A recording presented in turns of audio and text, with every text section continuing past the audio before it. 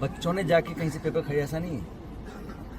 ये करोड़ों का खेल है, बड़े बड़े माफिया इसमें इन्वॉल्व हैं, बड़े बड़े सरगना इसमें पकड़े हुए हैं। और मुझे आश्चर्य इस बात का है कि प्रदेश की सरकार जब पहली बार इसके बारे में पता पड़ा तो एफआईआर रजिस्टर क्यों नहीं करी। और पेपर लीक का जो प्रकरण प्रकाश में आया, इसमें कोई सरकार की कोई बहुत बड़ी बहादुरी नहीं है या कोई एजेंसी पुलिस ने पकड़ा। ये तो बच्चों ने जाके कंप्लेन किया है कि गैस पेपर और एक्चुअल पेपर एक ही है। तब मजबूरन एक्सपोज जब हो गए तब जाके सरकार को पेपर कैंसिल करना पड़ा। आप कल्पना कीजिए ऐसे कितने प्रकरण होंगे जहां पर पेपर लीक होता होगा, पता नहीं पड़ता होगा, मीडिया में नहीं आता होगा और पेपर कैंसिल नहीं होता होगा। उसमें कितनी धांधली होती होगी।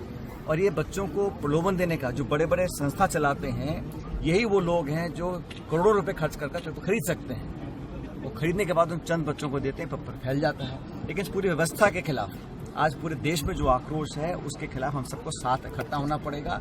और मुझे लगता है कि सरकार को जिम्मेदारी तय करनी पड़ेगी। हर साल पेपर लीक हो रहा है, सीबीआई की जांच हो रही है। जो पिछले पेपर लीक हुआ था, उस सीबीआई की जांच की रिपोर्ट क्या है, किसको दोषी ठहराया गया, किसकी जवाबदारी तय की गई, कुछ नहीं हुआ।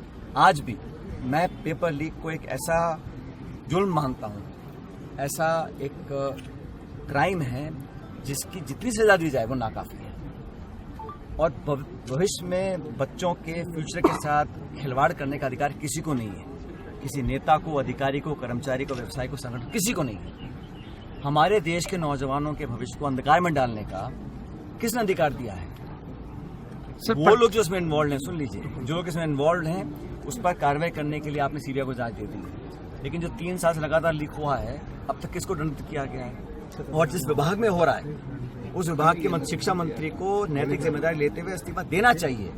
कितने और पेपर लीक करवाएंगे, कितने और नौजवानों की जान जाएगी, तब जाके अपने आप को अकाउंटेबल कहलवाएंगे।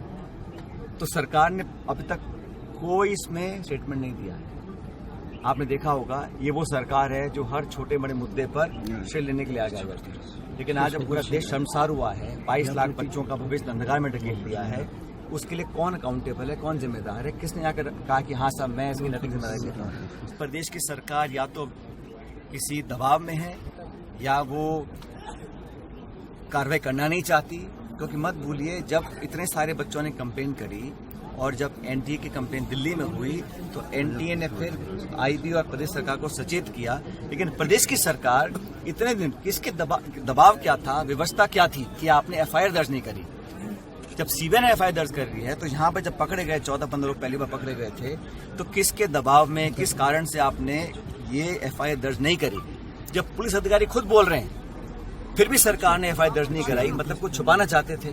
मैं फिर कह रहा हूँ, ये जो बड़ी बड़ी संस्थाएं हैं जो सिस्टम चलाती हैं, हजारों बच्चों को पढ़ाने का, कोचिंग का काम करते हैं, इन्हीं लोगों ने कहीं ना कहीं सांठगांठ की होगी, ऐसा लगता है, प्रतीत होता है मुझे। क्योंकि कोई बच्चा जो गांव में पढ़ रहा है वो कहां से लेके आएगा 10-50 रुपए? तो कोई ना कोई बड़ा इसमें सरगना है, बड़ा माफिया इन्वॉल्व है और उसका नाम उजागर करने में सरकार संकोच कर रही है। प्रदेश सरकार भी कर रही है, केंद्र सरकार भी कर रही है। दबाना, पहला जो रिएक्शन होता है दबाने का होता है। अब उन परिवार वालों के साथ में दुर्व्यवहार किया, उनको भला बुरा कहा, गाली गलौज किया, ऐसे नाजुक मौके पर, ये क्या प्रतीत होता है इससे कि सरकार की मंशा क्या है? मामले को दबा दिया जाए, जब प्रकाश में ना आए, जन भावना को इसमें हम जोड़ नहीं पाए। लेकिन मुझे खुशी है इस बात की कि इस वक्त पूरे देश का नौजवान जागरूक हो चुका है। और हम लोग चाहते हैं कि सिर्फ बात एक दल, एक पार्टी की विचारधारा की नहीं है, पूरे देश के नौजवानों को जवाबदेही तय करनी चाहिए। शिक्षा मंत्री का इस्तीफा देना होगा और हम लोग जितनी मदद हो सकती है, अभी हमारे एनएसयूआई के जो राष्ट्रीय अध्यक्ष हैं वो भी 2 दिन पहले यहाँ पर आए थे, परिजनों से मिले हैं और उन्होंने भी आर्थिक मदद देने का उनको वादा किया है। और मैं एक अच्छा कदम मानता हूँ कि पूरे संगठन ने मिलकर उनको 11 लाख रुपए की नकद मदद देने का इन्होंने आश्वासन दिया, जो कल परसों आके दे देंगे। उसके बाद भी अगर कुछ मदद होगी परिवार को, तो राहुल जी ने खुद इनसे बात की है, पूरी कांग्रेस पार्टी ने समर्थन दिया है और हम सब इस परिवार के साथ। जब छोटा मोटा कोई उद्घाटन या प्रोग्राम होता है तो श्रेय लेने के लिए सारे नेता पहुंच जाते हैं, केंद्र के, प्रदेश के। इस प्रकरण में ना तो कोई बोल रहा है और वो लोग जो मुखर होकर बहुत बोलते थे विपक्ष में, आज वो चुप बैठे हैं। आज वो नौजवानों के न्याय के लिए क्यों नहीं आगे आ रहे? और मैं हमेशा से, हम लोगों ने, चाहे दल कोई हो, सरकार किसी की हो, हमने हमेशा नौजवानों के लिए, पेपर लीक के खिलाफ, और आज फिर कह रहा हूँ 2.5 साल हो गए, ये सरकार ने वादे किए थे कि बड़े मगरमच्छ पकड़ेंगे, बड़ी मछलियां पकड़ेंगे। अब जब इतनी बार पेपर लीक हो गया और नाम राजस्थान से जुड़ रहे हैं, तो किसको आपने पकड़ा, किसको अंदर किया, किस पे केस किया, बताया सरकार। सर जब पूरा घटनाक्रम हुआ तो प्रशासन ने, पुलिस ने बहुत दुर्व्यवहार उनके साथ किया, और ऐसे नाजुक मौके पर अगर पुलिस और प्रशासन इस प्रकार का व्यवहार करते हैं तो उन पर कार्रवाई होनी चाहिए। उन्हें लिखित में उन्होंने मुझे पूरी जो घटनाक्रम का विवरण दिया है, और मैं चाहूँगा सरकार इस पर कुछ कार्रवाई करे।